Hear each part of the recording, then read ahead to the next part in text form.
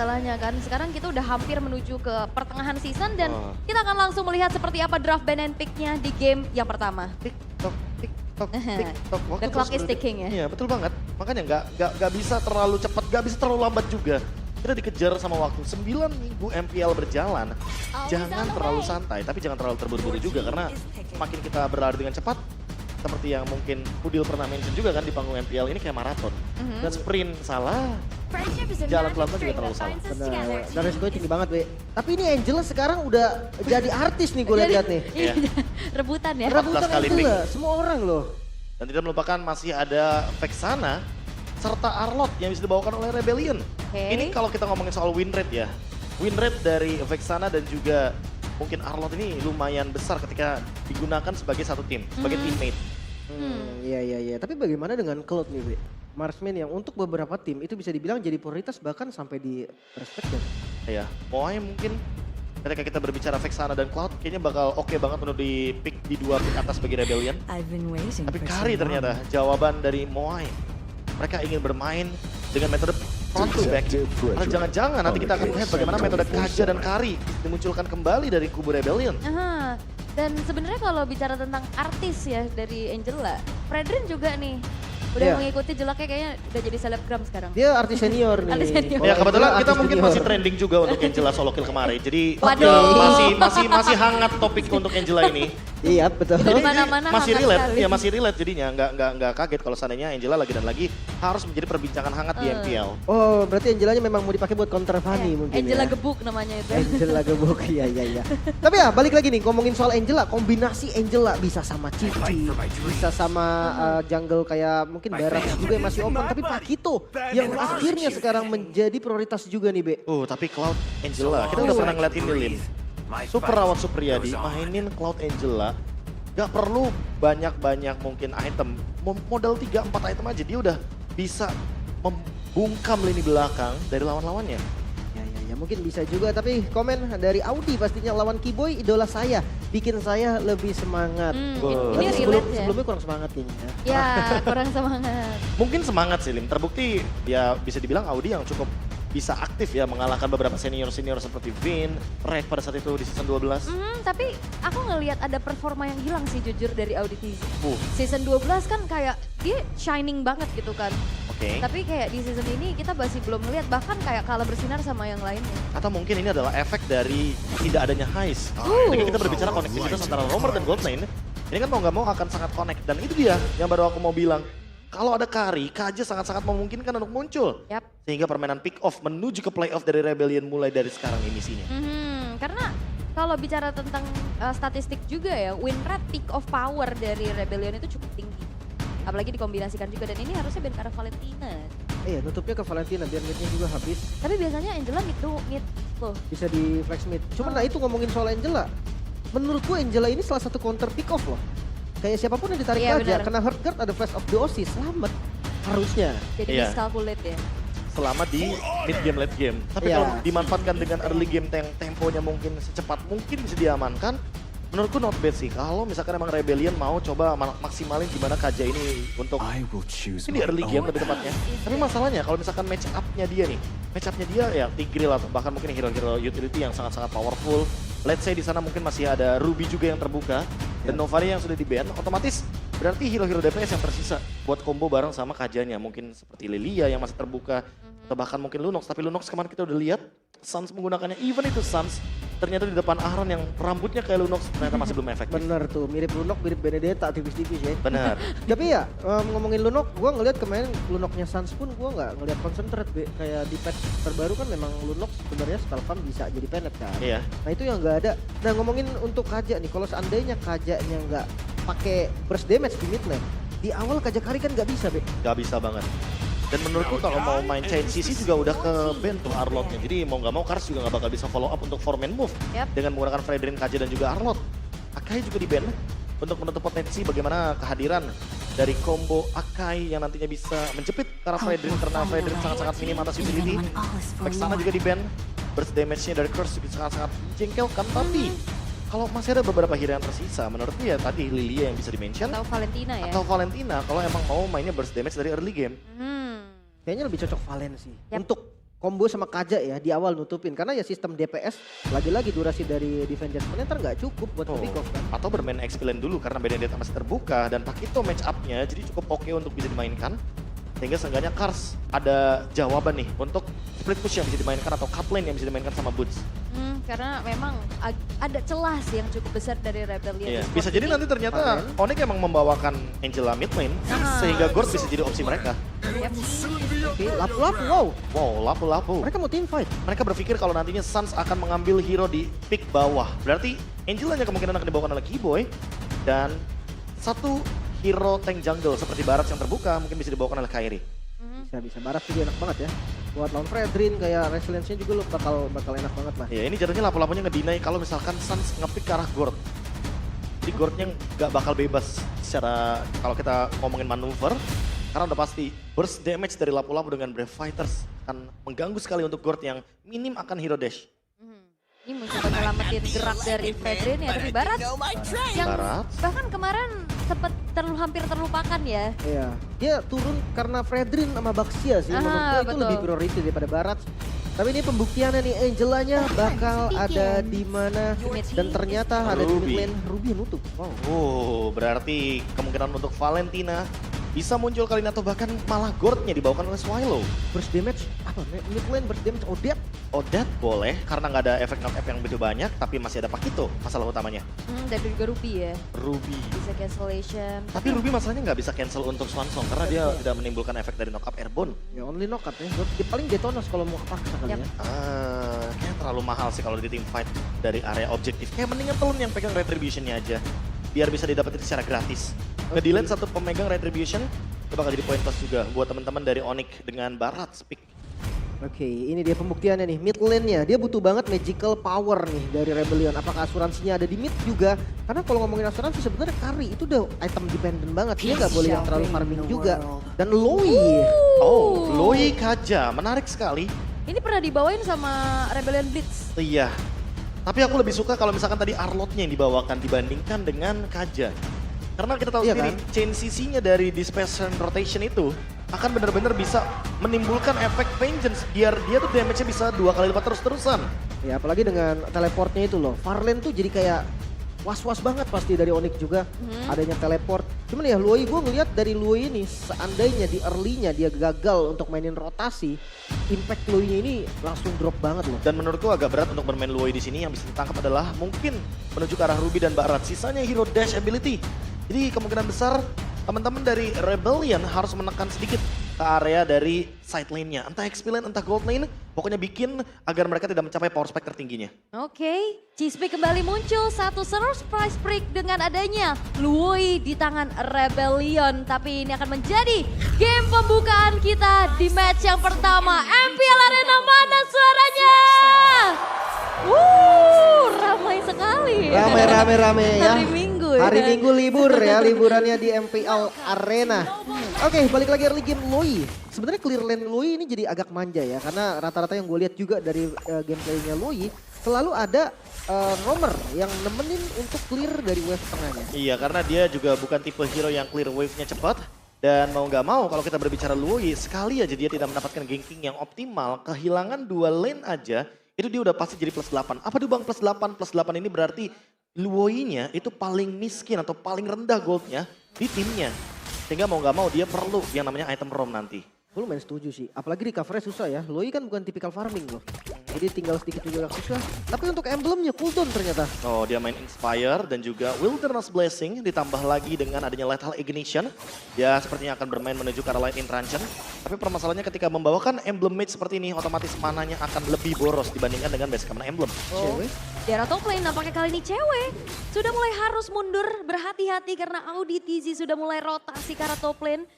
Berkaca juga di area XP-nya ini masih cukup aman-aman aja ya. Harusnya di bawah atau di XP-nya itu kayak bakal sama-sama farming dulu sih untuk di awal. Karena lapu-lapu menurut gua walaupun landingnya nggak terlalu kuat tapi dia sustain banget, nggak bisa di press juga di awal. Iya, kayak harus ada 3 orang yang bergerak untuk menangkap dan mendapatkan kill terhadap lapu-lapu. Kayaknya untuk bergerak ke area dari Golden adalah keputusan yang paling bijak dari Rebellion. Karena lapu-lapunya juga nggak bakal semudah itu untuk di-engage. Cars juga bisa bermain dengan safe. Dia masih ada flicker juga yang ready di tangannya. Jadi kayaknya nggak perlu ada nggak perlu ada worry dari Rebellion ketika dia bergerak dengan cepat di menit-menit awal untuk menuju ke gold lane. Ya, dan terlihat ini juga dimanfaatkan dengan begitu baik oleh Kairi ya. Dia coba untuk crossing jungle, untuk mencuri-curi aja. Oke. Bahkan setupnya pun udah dijalanin nih dari keduanya. Tapi kayaknya menang jalan nih dari Boots-nya. Dia udah lebih ready, udah lebih standby. Dan lihat 4 member dari Onyx sudah mulai berkumpul. Oke, setup sudah mulai dilakukan. Heartguard masuk ke dalam tubuh dari seorang Boots. Bravest Fighter connect kali ini Cars. HP-nya tertangkap sudah dan bahkan satu buah Divine Judgment yang dibuka. Membuat dari Boots kali ini tertangkap. Kontes distribution akan segera terjadi dan Vincent berhasil untuk bisa mendapatkan turtle yang pertama dan Kairi kali ini akan menjadi korbannya. Dan 2 point kill diambil oleh Rebellion. 2 plus turtle, keuntungan berganda pastinya untuk Rebellion. Terlambat bergerak dan tidak bisa bergerak sepertinya dari Boots-nya. Ya itu dia efek chain CC ya yang sangat-sangat menjengkelkan dari Luoyi, Swallow dan juga Cars bekerja sama dengan sangat baik sekali untuk menghilangkan efek dari Heartguard. Sementara Suns-nya mau nggak mau harus kabur karena kalau misalkan dia terlalu lama di sana, overextend pun kayaknya nggak bakal bagus menurutku bagi teman-teman dari Onyx. Dan kalau misalkan kita melihat bagaimana Rebellion dengan take over turtle-nya sangat luar biasa dan plus 2 point kill, ini akan sedikit mematahkan bagaimana talent prediction yang rata-rata menuju ke Onyx. Mirko doang nih beda ya. Iya. Seperti biasa Mirko ini bahaya soalnya. Mirko bahaya. Bukan berarti ya ketika nantinya ada di kubu Rebellion itu akan menjadi poin yang positif. Wah, tapi Cars bisa ini udah mulai ngepres keberadaan dari Boots loh. Unggul level juga dan ngebuat dari Boots nggak bisa bergerak lebih leluasa lagi. Dan sekarang early game diunggulkan oleh Rebellion. Ini keuntungan yang tidak boleh dilewatkan oleh teman-teman dari Rebellion. Mereka harus memanfaatkan gimana caranya untuk crash dari segi levelnya Kairi agar nanti Vincent lebih unggul. Sehingga mungkin di menit yang ke-7 atau menit yang ke-8 ketika Lord sudah mulai hadir di line of dawn, mereka bisa mendapatkan Lord dengan sangat-sangat mudah tanpa harus berseteru dengan Eternal Welcome. Iya, mungkin jujurnya lebih ke counter setup ya. Gue ngelihat posisi dari teman-teman Onyx. Karena kalau tadi nih kayak Boots langsung di Heartguard, dia maju duluan dan nge-steal di depan. Ya itu enak banget buat Rebellion, langsung all in. Dia punya Kaja juga, dia punya Luoyi dan Oh, tapi kali ini Boots kedatangan tamu tadi undang 3 pemain dari Rebellion berhasil untuk bisa mempick up keberadaan dari Boots dan bahkan ada full plating yang bisa mereka dapatkan. Dan mereka bermain dengan 3-2, metode yang cukup menarik dari teman-teman Rebellion. Yang dimana ternyata Kajanya buat defensif bukan untuk ofensif. Lim ini yang cukup baru menurutku dari Rebellion. Ketika mereka membuat move di area XP lane, tapi ternyata move tersebut adalah move yang sangat-sangat agresif sehingga mau nggak mau God lane-nya walaupun hero-nya ofensif, mainnya cenderung defensif. Kali ini I'm Offended Connect menuju ke arah 2 pemain sekaligus. Detonas Welcome yang sudah mulai menelan keberadaan satu Audit Easy dan Vincent. Again, Turtle dia berhasil untuk didapatkan dan kali ini Moy yang menjadi korban di tangan Onyx. Tapi tidak berhenti sampai situ karena Pressure Red dari Vincent berhasil untuk bisa mendapatkan 1 poin kill yaitu Boots yang menghilang. Swallow bergerak mundur dan tidak ada fight lanjutan. 3 kali tumbang dari Boots, bahkan tadi kondisinya Boots tuh baru banget respawn loh. Jalan ke arah Turtle dan tumbang kembali. Walaupun Turtle-nya dikuasain sama Onyx, tapi goldnya ini gak turun sama sekali. Nah ini masalah utamanya juga Moa yang ditumbangkan, otomatis membuat space sedikit bagi cewek agar nantinya cewek bisa farming lebih banyak. Dan hanya Cars sampai saat ini yang unggul. Cewek ternyata sekarang berubah haluan. Yang tadi geng ke arah lane-nya Boots dan sekarang cewek yang harus kedatangan tamu yang tadi undang. Wah ini efek Luoyi ya, nggak bisa ditebak memang. Dan cara nge-counter Luoyi ini agak-agak susah karena nanti akhirnya untuk rumput yang dipegang harus beragam. Jadi mereka akan berpisah secara nggak langsung. Iya dan ini dia salah satu opsional movement yang tadi sempat aku mention sebelum kita menuju ke draft index. Gimana pun caranya Rebellion punya rotasi dan mereka punya Kaja, permainan pick off harus dijalankan. Gimana caranya membuat side lane dari Onyx ini benar-benar lumpuh total dan terbukti. Kiri, kanan, atas, bawahnya dari Onyx semuanya benar-benar dilumpuhkan. Outer turret sudah mulai hilang dan Onyx kayaknya terbungkam dari sisi gold dan XP lane.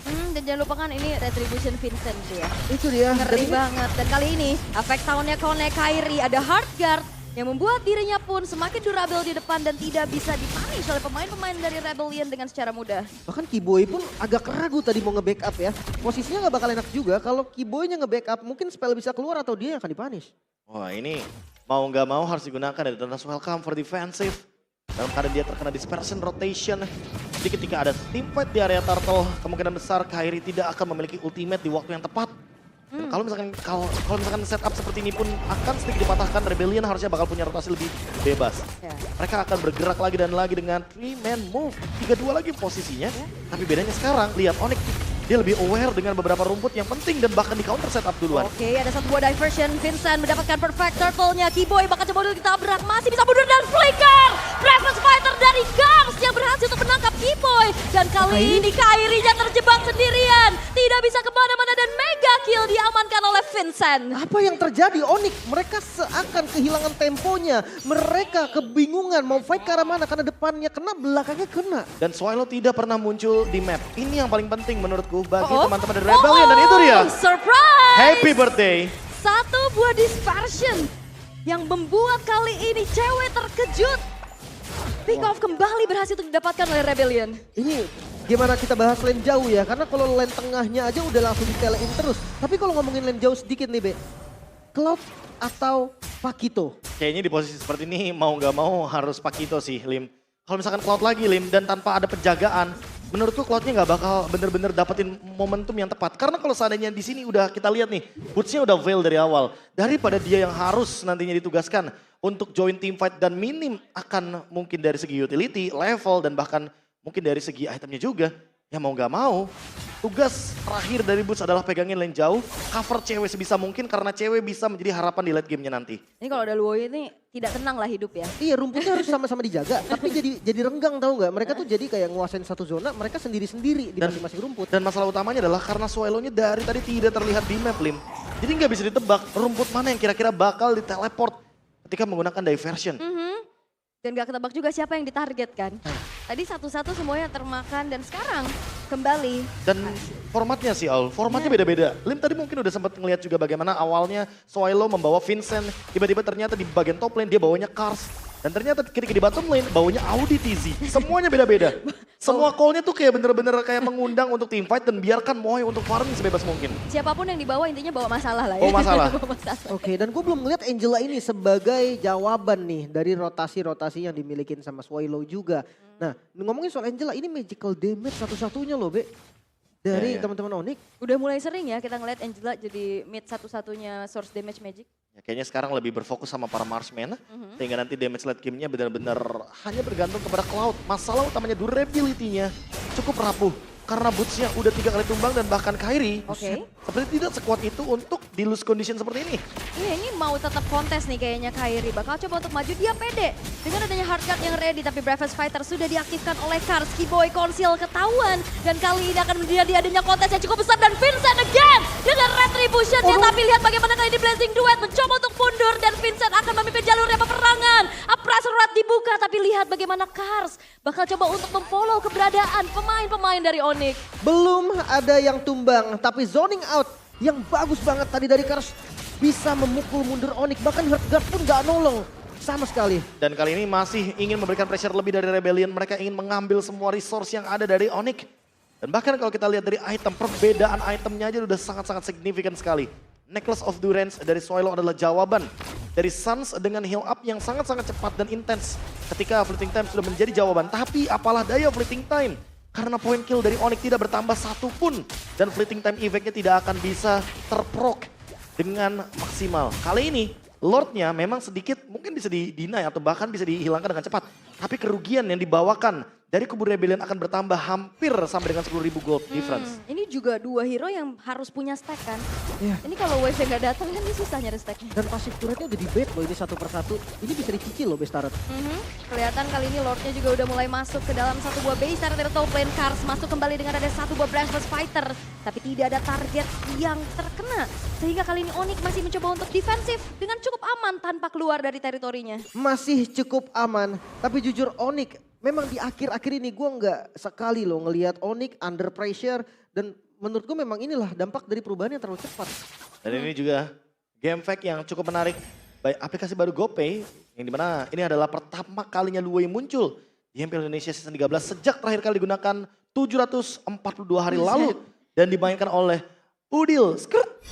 Ada pertandingan Alter Ego versus Onyx juga by the way. Nah, ini menghitung hari tapi lihat bagaimana ada satu buah kejutan dari di belakang di mana Kairi berhasil ditumbangkan oleh Moe. Blazing Duet dicoba untuk melakukan defensif tapi lihat bagaimana satu buah kejutan dari Rebellion. Bukan ke rumput teleportnya. Serangan kejut teleportation dan ditarik. Oh, Divine Judgment kali ini efek down. Keyboy terkena chain CC yang begitu mematikan. 9.200 gold yang dipegang oleh Rebellion berhasil turret di arah top lane. Tidak tanggung-tanggung, bahkan Kairi barat sekalipun bisa untuk dimakan. Teleportation keluar map nih Be. Sering banget kita lihat juga memang di region sana. Tapi ya midnya akan dipaksa lagi sepertinya. Oke, Jangan, kali jangan. ini bakal coba untuk dipaksa pelan-pelan. Masih coba untuk dipertahankan tapi wave-nya terclear. Cewek. Ceweknya. Itu kalau ada glowing one mungkin akan berbeda ceritanya kayaknya. Bakal ditabrak lagi untuk kedua kalinya di area mid. Dan ini dia referensi dari coba-coba yang dilakukan oleh Swallow. Tadi untuk pertama kalinya dia mencoba, dia membuka diversion ke belakang Kairi, tapi nggak ada yang muncul di sana. Jadi mau nggak mau mungkin referensi dari Rebellion nih yang sebelumnya adalah ketika dia membuka teleport di bagian turret, ya mereka nggak bakal datang. Cuma kayaknya nggak bakal expect juga sih kalau Kairi tiba-tiba langsung diganyang 4 pemain sekaligus. Terkena Divine Judgment juga dari OutTZ, sehingga membuat Kairinya nggak sempat untuk merespon dengan menggunakan Detonation Hokam. Iya, dia udah kelumat juga sama Muay kan yang udah punya damage sekarang. Masalahnya itu barat loh. Yap. Gimana kalau itu entah cewek atau Boots. Apalagi Boots sekarang lumayan fall off ya. Jadi untuk landing jauhnya dia nggak bakal bisa se-ekstrim itu juga. Nggak bakal berani untuk motong-motong jauh. Karena punishmentnya Lui bos ini bakal bawa temen gitu kan. Dan lihat bagaimana turret dari Rebellion tidak ada yang tersentuh sama sekali dan akhirnya menjadi Lord yang free tanpa kontes. Tapi hati-hati, hati-hati. Ini Dispersion ngeri nih. Harusnya ada referensi juga sih kalau misalkan siapapun yang muncul di map itu pasti di belakangnya ada teman-teman dari Rebellion juga yang lainnya. 12.000 gold bukan hal yang mustahil untuk didapatkan oleh Rebellion Esports. Ketika kita berbicara gold yang sangat-sangat berbeda seperti ini tentunya tabrakan adalah satu-satunya cara untuk melakukan eksekusi dari kubu Rebellion sehingga mereka harus memakan semua base turret yang ada di area mid lane dan bahkan bottom lane. Oke, bahkan terlihat ya nggak ada Athena Shield karena magical damage dari Onyx memang minim.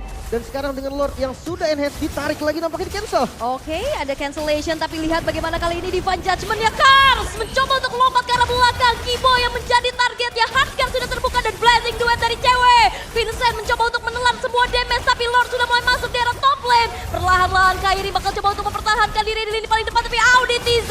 Immortalnya pecah, base-nya terbuka tapi masih bisa di-defense oleh Onyx. Masih bisa bertahan, kehilangan satu buah base turret di bagian bottom lane bukan menjadi akhir, namun Rebellion juga tidak memundur dan bisa untuk ditabrak lagi. Teleport. Oke, dan lagi-lagi satu buah diversion kejutan dari arah samping. Boots bakal coba untuk bertahan, memberikan adanya double jab tapi tidak kuat terlalu lama lagi karena damage yang sumbang Kiboy! ada bahkan Kiboy dengan satu buah armor banded connect ke multi target. Ada satu buah hardcut juga yang mulai dibuka tapi lihat bagaimana satu wave di arah tengah bakal coba untuk dikawal oleh Gak kuat. Rebellion dan base-nya sekarang cukup terbuka. Karsnya hilang tapi base milik Rebellion Esports. 1-0 lagi-lagi sang Raja Langit harus bertunduk di game yang pertama. Reset yang harus mereka lakukan, surprise pick Luoyi yang bisa mengagetkan sang landak. Wow, ini surprise pick yang tentunya sangat bagus sekali bagi Rebellion dengan memaksimalkan bagaimana Onyx yang belum siap dengan setup-nya dipatahkan sedemikian rupa. Mereka tahu Onyx adalah tim yang sangat kuat dengan tim fight berlima, sangat kuat dengan line up mereka, setup mereka, dan eksekusi mereka. Wow. Tapi tidak akan ada yang namanya eksekusi tanpa ada yang namanya setup. Yap.